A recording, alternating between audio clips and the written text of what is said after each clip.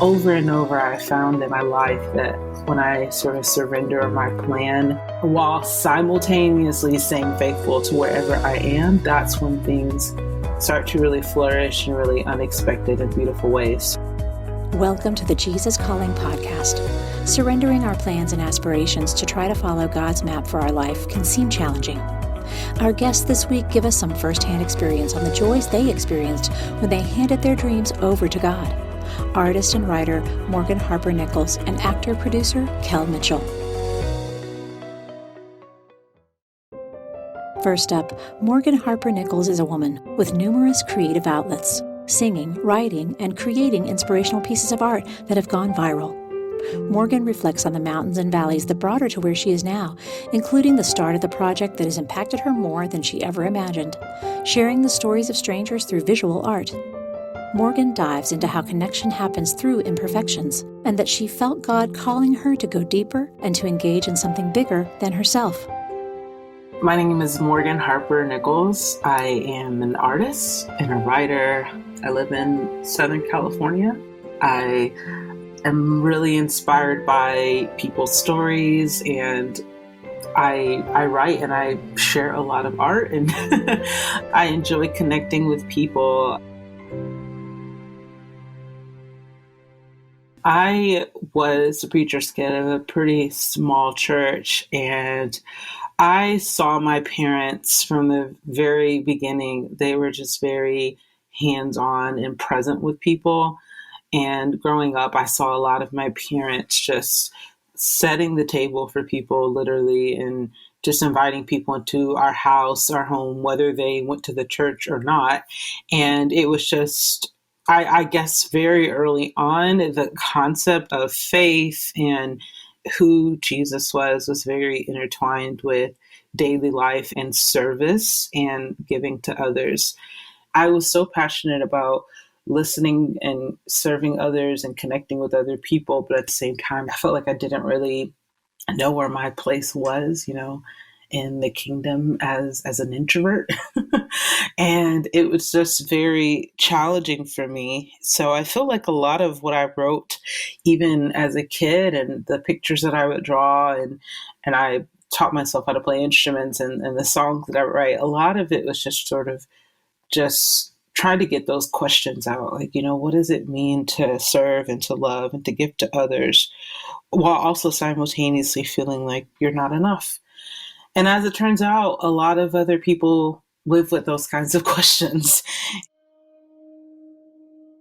What I loved about music was just, as I became a teenager and started to kind of find my own music that I like listening to, I just loved this idea of, in a world where I often felt so different from everyone else, I just felt seen and heard in music. And during that time, my grandfather had actually started just acquiring random instruments from garage sales. And we went over to my grandparents' house, and he had a guitar, and he handed it to me. And in the moment that he handed it to me, in a voice that I feel like in this moment till this day was like the most audible I have ever heard the voice of God. And the second I held that guitar, I heard, "You are going to use this." And from that moment forward, I was like, I don't know for what. I don't know what it's going to be, because I certainly don't feel like I'm cool enough or interesting enough to be a musician or be an artist. But there's something to this. So from ages 14 into college and even into my 20s, I spent a lot of time doing a lot of random things in the music world, everything from coffee shops to playing in church to trying to have a YouTube channel, doing cover songs, everything. And it taught me a lot, because I love to share and I love to connect with people. So I started in college as a music major because I was like, well, I play guitar, I sing, I write songs, I guess I should major in music. And quickly discovered I was just well out of my league. And then it was one of the hardest things I've ever done, especially in that season of my life. The classes that I had done the best in, that I performed the best in, it was actually English 101. In that class, we had to write a poem, and I I just kind of mindlessly wrote this poem, and the professor pulled me over to the side and he said, "Hey, Morgan, I don't know your background. I don't know anything about you, but just reading this poem, you're a writer and you need to do more of that." So from that moment forward, I was like, I don't know how, but I want to do something that involves writing. I want to do something that involves connecting with people through words. And I was just kind of freelancing here and there, trying a lot of different things. And I was just like, I don't think this is it. I think I'm wasting my time. I think I've let my parents down. I've let people down. I'm not where I want to be.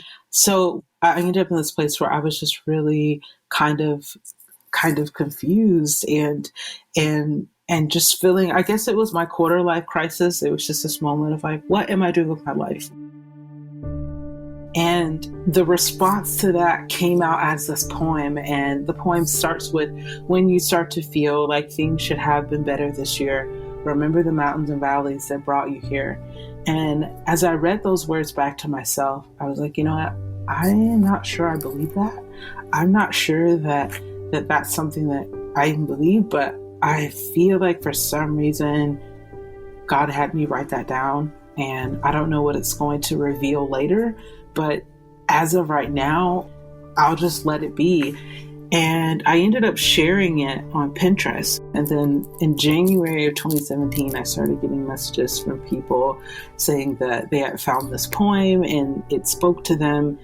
The thing that really broke me open was when I started to really read the messages that I was receiving about this poem. And many of them were from young women, teenagers, who were saying things like, "You have no idea how much I needed these words. Thank you for writing this. Here's what I've been through.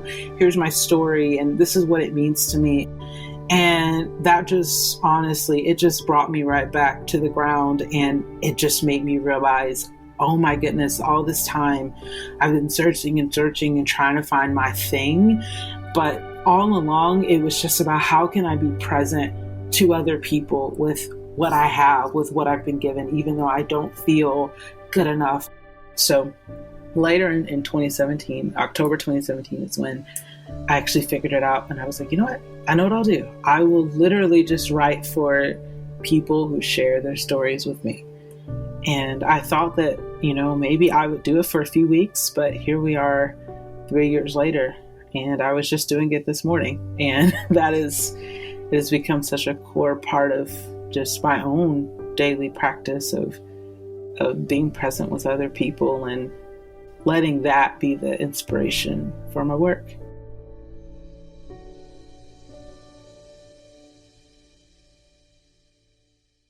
I came to this place where I was in my devotional time with God in the morning and having my Jesus time, and I was praying and I was writing, and I heard God tell me, "I need you to go deeper. I need you to go deeper beyond the scriptures that you've memorized, and I need you to show those scriptures in real life. I need you to live them out." Because I was in a space where I'm a preacher's kid. I can quote scripture in my sleep. And I can tell you so many things. I went to a Christian college. I have a minor in biblical studies. And at the same time, it was such a mind thing, because it was just, I'm like, yeah, I can just quote that scripture. I can just do that.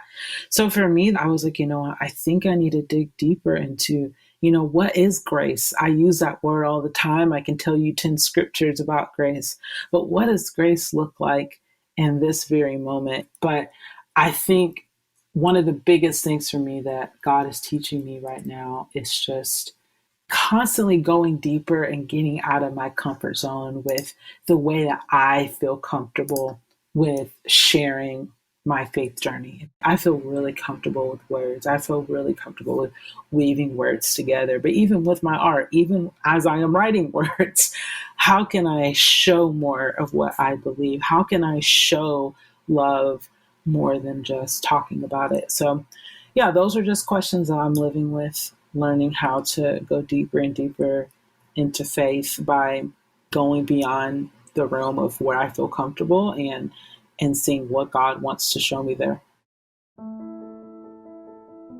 What I love about Jesus Calling is just how it has become for many people a reminder of just how close we are to the divine, how close we are to Jesus.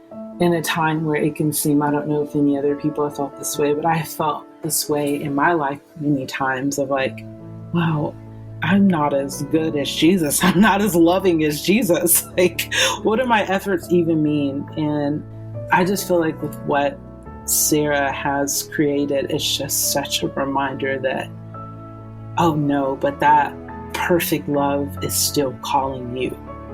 We are still being called to go deeper. We're still being called to come out on the water and to not be afraid of engaging with what's bigger than us.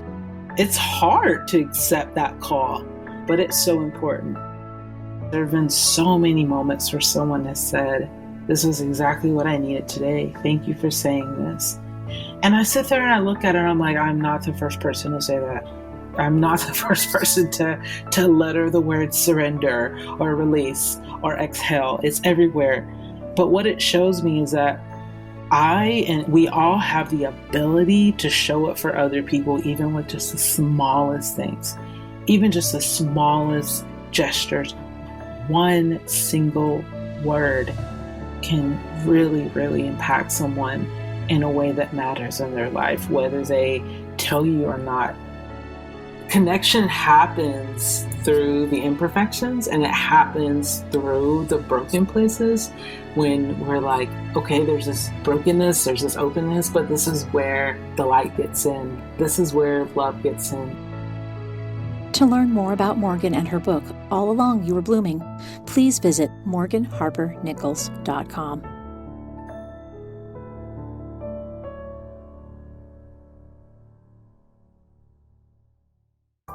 As you shop for your favorite items at Target.com, you can also pick up a wide array of Jesus Calling by Sarah Young products at discounted prices that are sure to inspire the whole family.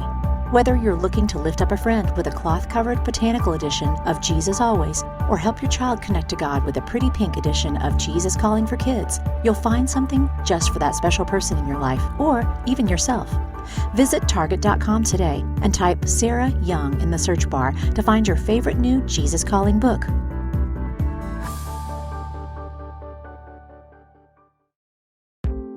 Kel Mitchell found a life in the spotlight as a teen actor on the Nickelodeon channel in shows like All That and Kenan and Kel. Although he had strong roots in faith, Kel found he was on shaky ground his first few years in Hollywood as he tried to figure out who he was apart from the characters he played on TV. Ultimately, Kel found when he let God direct the way, his steps were more sure. And today, Kel's working to inspire kids and help them know they are loved for who they are, regardless of what they do. My name is Kel Mitchell, and I am an actor, producer, writer. I'm also a father, a husband, and now a ballroom dancer. And I'm also a youth pastor as well.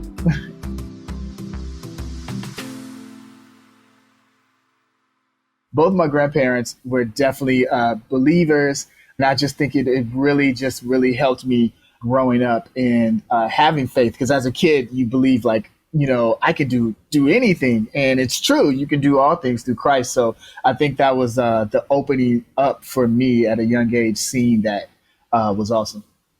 So being that my grandfather was a pastor, I would always see him praying and seeing how his faith worked, and him and my grandma, and my grandmother used to pick up the phone all the time. It didn't matter who called. She would always say, "May God bless you." She wouldn't say hello. Like as soon as you would call, she would go, "Oh, may God bless you." And it would put you in a peace, of joy that Jesus gives us immediately, no matter what you were feeling when you make that phone call. And she goes, "Hey, may God bless you." Growing up, my early years and career in television, I started off on the south side of Chicago doing theater because my parents saw that I really enjoyed entertainment. And so for me, it was a hobby, as far as being in theater. But then I got an agent and I started going on many different auditions, and I got on all that. And all that just really changed my life. It started off if it was going to just be a special, and the network was going to see what would happen with it. But then it literally like blew up and became one of the most popular shows on Nickelodeon. Now, for me growing up, I was 14 years old when it started, so I was on my way to being an adult, but still was a teenager and figuring out everything and figuring all these things out while being on television. And it was just moving at a really fast pace. And so I thank God for my family being there around me. I was going through it. It was a dream come true because it was like, wow, I'm on television. People are enjoying me on television, but at the same time, I'm a teen and I'm trying to navigate being a teen as well. And I feel like there are mistakes that are made, even when you're a teenager or a young adult. There are mistakes that you will make, and you bump your head a little bit, like trying to figure out what you're going to do in your life, what's your future going to be. And working in the entertainment business, it's important to have a good sense of self, because what happens is that you start to believe the character. And then when the show stops, then it's kind of like, oh no, well, what am I going to go do now? And so for me, it was really navigating that and finding out who I am and what my real purpose is outside of just television, not my character. I'm Kel, and what I do is work. And it's like when you're a kid, you kind of mix that up a little bit, but you have to find the fine line within that. There was a part of my life where it was like I was trying to direct my own path, right? So I was the one that was doing all the steering, and I wasn't really listening to God. And so when I was doing that and I decided to say, hey, I'll figure this out on my own, I'll figure this out. And when I did that, it put me on the wrong path a lot of times. And I was getting into a lot of crazy things that I shouldn't have got involved in. When it was at the point where I felt like, okay, Kel, you need to turn to God and you need to put him in every aspect of your life, your entire lifestyle, because we have to make it part of our lifestyle. Like, it's just not only on Sunday, it needs to be in every part of your life. And so when I started to do that and have God in every part of my life and speaking with him every morning, having devotionals, commanding my morning, praying over my family, praying over myself, and, letting him direct my path. Jesus Calling, I got the devotional book, which I thought was awesome. I love devotionals. And also, like I said, I love getting up in the morning and spending time with God and just spending time with him and listening to him. And for me, it's very important to do that. And I felt that comfort and security of, you know what? Yeah, there's troubles in life that I'll go through, but I know that God is with me in those troubles. Because, as Christians, there are troubles you're going to go through because, we live in a sinful world. But at that same time, you have to know that God knows the way of getting you out of trouble and know how to comfort you when that time is going on. And if there's anything that you're dreaming of or a blessing that you want to happen or change you need to happen in your life, he will show you how to do that through wisdom and speaking to you in that time of meditation with him. So it's very important to not get so busy, you know what I mean? Too busy to the point where, hey, it's all about me. Make sure that you make it all about Christ. And then that way, all the doors are open. And, it took me time to figure that out. But thank God that I did. I definitely have a lot of work and things that I'm doing in my life. All that was a big part of my career and really jump-started all the other career moves that I made in my life. And it was funny because, as many movies and TV shows and other ventures that I do, people always still loved all that, and it's like they grew up with it. And so the fans wanted all that to come back in a major, major way. And Kenan and I are producing on it with amazing executive producers that produced us when we were young. So it's cool to be producing with them. And then seeing this new cast of kids that have the same dreams we had. You can see the sparkle in their eyes and the love that they have for the art, just same way we did when we were kids, when we were doing it in the 90s. And they're just doing an amazing job on the show. And I love speaking to the new cast members as well as their parents because I experienced it. So I love giving advice from just an advice from a career standpoint and from a spiritual standpoint too. Being a youth pastor is awesome. I do get to share my stories with the kids and share my stories of faith and how God brought me through. And it's important to me because even growing up in this business and before I even got on television, I saw a lot happening to our youth. Our youth were dealing with a lot, as far as like gang violence and suicide and mental health and just all these things. And these things are still going on today for our youth. It's going on and they need to be covered. They need to have that hedge of protection. And so for me, it's very important to preach and tell those stories. And it was funny because for years I was just like, I knew I wanted to do this. So I would do motivational speaking. I worked in my church. I would help my pastor out. I even was a stage manager at the church. Even while I was on, doing the entertainment business stuff, I was also making sure that I was in helps ministry at my church constantly. But then what happened is that in my time of meditation, God was like, I want you to really preach the word. And I've been talking to you about this for a long time. And I kind of ran away from it because I was like, well, I'm an actor, I'm a producer. How am I going to do that in this at the same time? And he's like, you can do it. And I spoke to my wife about it. And I was like, I need to find someone else who's doing this. I need to find someone that's, on television, also being a youth pastor. And I couldn't find anybody to talk to about it except just the Lord to help me get to do it. And so, and then my wife said, what's wrong with being the first? Like, be the first to do it. It's okay. You be the first. And I said, you know what? You're right. No matter whether you're in the entertainment business or whatever type of business you are in, it's awesome to be an ambassador of Christ and lead them to the Lord as they see the light within you. And that's the thing that I love to do. And, like I said, it's not about me. It's all about him and saving souls. And I love it when kids give their life to Christ and teens give their life to Christ, or they come up to me and say that the prayers that we're doing in class and the things that we pray for, they get breakthroughs. And that's awesome. That's awesome. I love those moments. This is from Jesus Calling, April 10th. Trust me in every detail of your life. Nothing is random in my kingdom. Everything that happens fits into a pattern for good to those who love me. And instead of trying to analyze the intricacies of the pattern, focus on your energy on trusting me and thanking me at all times.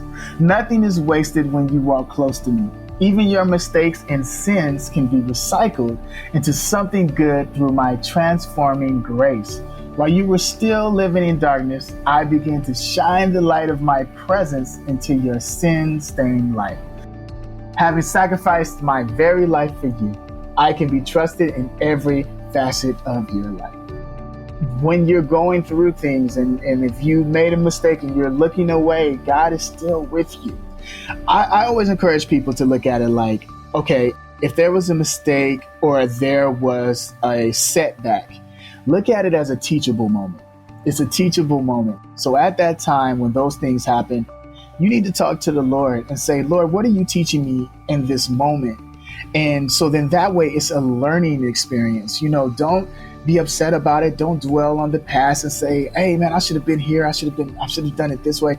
No, look at it like, okay, what did I learn from this?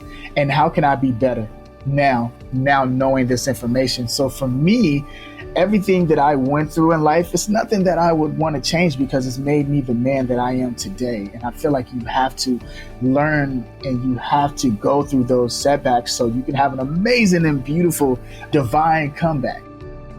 Follow Kel on social media to get the latest news on his current projects. If you'd like to hear more stories about people who gave their dreams to God, check out our interviews with Matthew Barnett and Richard Cowdery. Next time on the Jesus Calling podcast, we talk with pastor and former NFL player Derwin Gray. After a tough childhood left him feeling abandoned and unnoticed, Derwin tried to find worth in his status as a professional athlete. But once he achieved his dreams, Derwin found that the identity and purpose he worked hard to find weren't there. It was at the peak of my football career where I found Jesus, because I climbed a mountain only to find that the things that I was looking for wasn't there. My identity could not be just a football player, because I wasn't going to be that my whole life. And I needed a purpose beyond simply being good at football and making money. And so Jesus gave me those things. He gave me unconditional love. He gave me a new identity, beloved child of God. He gave me a new purpose.